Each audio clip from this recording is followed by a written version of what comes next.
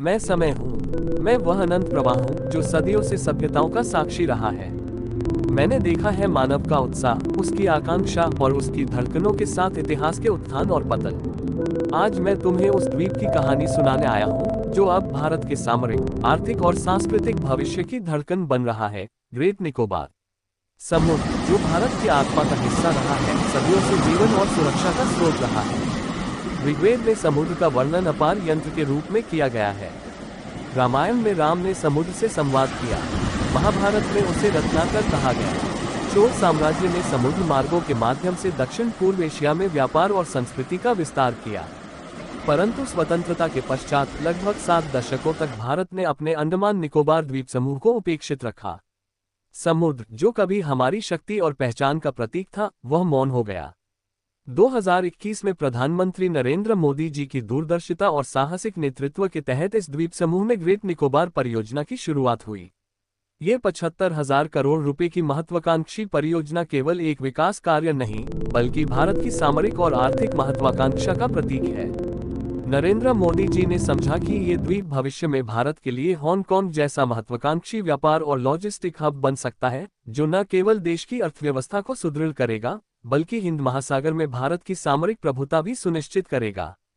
Great Nicobar केवल एक द्वीप नहीं है, ये भारत की सामरिक दृष्टि की आंख है। ये वही स्थान है जो स्ट्रेट ऑफ मलक्का के पास स्थित है और जिसके माध्यम से दुनिया का लगभग 40% समुद्री व्यापार गुजरता है। प्रतिदिन लगभग 60,000 जहाज इस मार्ग से होकर गुजरते हैं और चीन का लगभग 80% तेल इसी मार्ग से आता है। यदि भारत यहां सशक्त उपस्थिति बनाएगा तो हिंद महासागर में उसकी सामरिक प्रभुता स्पष्ट होगी। इन बाज का तैनात होना केवल शुरुआत है। भविष्य में ये द्वीप भारत की नौसैनिक शक्ति और रणनीतिक स्थिरता का सिंहद्वार बनेगा। समय देख रहा है कि ये द्वीप चीन की विस्तारवादी नीतियों को रोकने में निर्णायक भूमिका निभाएगा। आज अधिकांश भारतीय कंटेनर व्यापार विदेशी बंदरगाहों पर निर्भर है। ये निर्भरता न केवल महंगी है, बल्कि व्यापार में असुरक्षा और विलंब का कारण भी बनती है। ग्रेट निकोबार में बन रहा international container transshipment terminal (ICTT) इस निर्भरता को समाप्त करेगा। इसकी वार्षिक क्षमता 1.5 करोड़ कंटेनर 16 मिलियन टेउस है और यह भारत को अरब सागर से मलक्का तक अपने स्वतंत्र शिपिंग आर्क की अनुमति देगा। केरल के विझिंजम और महाराष्ट्र के वधावन पोर्ट के साथ यह नेटवर्क भारत को वैश्विक व्यापार में स्वतंत्र और प्रभावशाली बनाएगा। इस परियोजना में शामिल है ग्रीनफील्ड अंतर्राष्ट्रीय एयरपोर्ट, जिसकी क्षमता प्रति घंटे 4,000 यात्रियों की होगी। यह न केवल भारत की मुख्य भूमि से बल्कि दक्षिण पूर्व एशिया के देशों से भी बेहतर कनेक्टिविटी सुनिश्चित करेगा।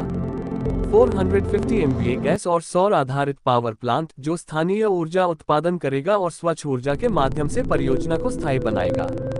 आधुनिक टाउनशिप, जिसमें आवासीय और व्यावसायिक क्षेत्र होंगे, इससे स्थानीय लोगों को रोजगार, व्यापार और सामाजिक विकास की सुविधा मिलेगी। इको टूरिज्म और लॉजिस्टिक हब का विकास, जो द्वीप की आर्थिक गतिविधियों को वैश्विक स्तर पर बढ़ावा देगा।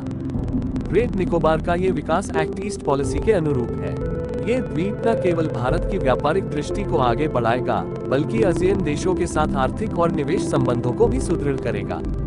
ये परियोजना भारत के लिए एक वैश्विक व्यापार और सामरिक केंद्र का रूप लेगी। पर्यावरण और सांस्कृतिक संरक्षण इस परियोजना का महत्वपूर्ण हिस्सा है। ग्रेट निकोबार में अनोखी जैव विविधता है और यहाँ निकोबारीज और शोम्पेन जैसे आदिवासी समुदाय निवास करते हैं। मोदी सरकार ने परियोजना के हर चरण में वन, समुद्री जीवन और आदिवासी समुदायों की सुरक्षा को प्राथमिकता दी है। परियोजना ने 2022 में सभी पर्यावरण और वन मंजूरी प्राप्त की। वन क्षेत्र की क्षति को हरियाणा में लगाए जाने वाले पुनर्वनीकरण कार्यक्रम से पूरा किया जाएगा। यहाँ के समुद्री कछुए, कोरल रीफ और डुगोंग्स जैसी संकटग्रस्त प्रजातियों की सुरक्षा की योजना बनाई गई है। शोम्पेन समुदाय की संस्कृति और उनकी निवास स्थलीय सुरक्षा सुनिश्चित की जा रही है। भूमि अधिग्रहण और पुनर्वास कार्य ANIIDCO के मार्गदर्शन में पारदर्शी रूप से किए जा रहे हैं। इसके बावजूद इस महत्वाकांक्षी परियोजना का विरोध हो रहा है। सोनिया गांधी, UPA चेयरपर्सन और कांग्रेस की पूर्व राष्ट्रीय अध्यक्ष, ने हाल ही में लेख लिखकर इसका विरोध किया। उनके विरोध में वामपंथी NGO, पर्यावरण एक्टिविस्ट, बड़े सेलिब्रिटी और सोशल मीडिया इन्फ्लुएंसर्स सक्रिय हैं। इस विरोध का उद्देश्य केवल बहाना नहीं है, यह विरोध विदेशी शक्तियों के इशारे पर भारत के सामरिक और आर्थिक विकास को रोकने के लिए ऑर्केस्ट्रेटेड है। कांग्रेस की आलोचना इस परियोजना के वास्तविक महत्व को नजरअंदाज करती है। उनका दावा है कि यह परियोजना पर्यावरण और जनजातियों के लिए खतरा है, लेकिन वास्तविकता में प्रभावित वन क्षेत्र केवल 1.82% 48.65 वर्ग किमी है। प्रभावित ट्राइबल एरिया 73.07 वर्ग किमी है और नया रीनोटिफाइड ट्राइबल एरिया 76.98 वर्ग किमी होगा। 2015 में मोदी सरकार ने शॉम्पेन नीति लागू की, जबकि जारवा नीति पहले से ही वाजपेयी सरकार द्वारा बनाई गई थी। कांग्रेस ने इस परियोजना को तत्काल रोकने की मांग की, बिना कोई वैकल्पिक या रचनात्मक समाधान प्रस्तुत किए। ये केवल राजनीतिक पोस्टरबाजी है।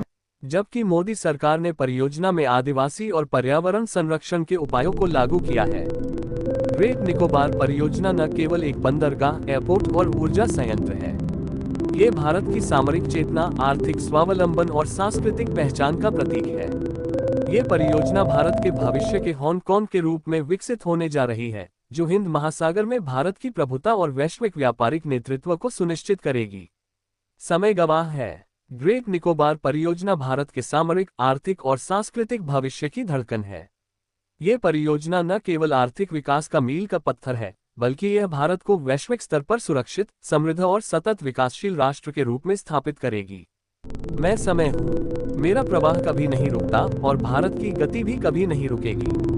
ग्रेट निकोबार परियोजना भारत की आत्मा का प्रतीक, दूरदर्शिता और साहसिक नेतृत्व का प्रमाण और देश की सामरिक आर्थिक शक्ति का उज्जवल द्योतक है।